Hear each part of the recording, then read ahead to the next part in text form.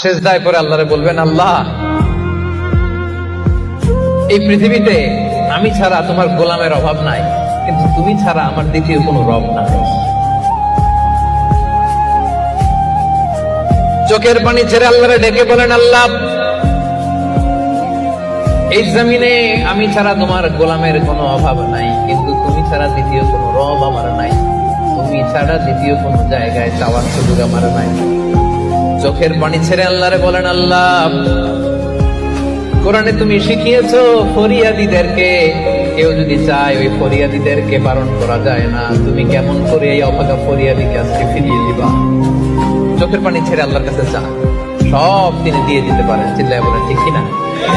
গোটা বিশ্বের সবাই আমাদের যার যা লাগবে সব যদি আল্লাহর কাছে চাই, আল্লাহ যদি সবাইকে সবকিছু দিয়ে দেয়, আল্লাহ বলে আমার ক্ষমতার 1 ইঞ্চিও কমবে না। চিল্লায় বলেন ঠিক কিনা? বিপদে পড়লে বোঝা যায় আল্লাহ কারে কয়।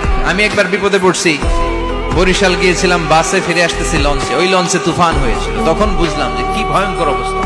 ওই লঞ্চের সবাই আস্তিক নাস্তিক মুসলমান হিন্দু সবাই জিকির করা শুরু করে দিয়েছে আল্লাহ। সুবহানাল্লাহ কইবেন না?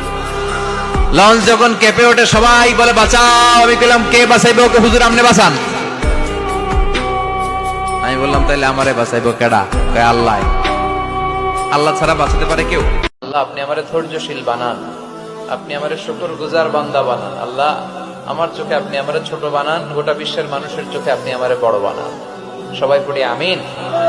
আধারে ভয় পেও না, আলো আছে আড়ালে, অন্ধকার পালিয়ে যাবে তুমি উঠে দাঁড়ালে।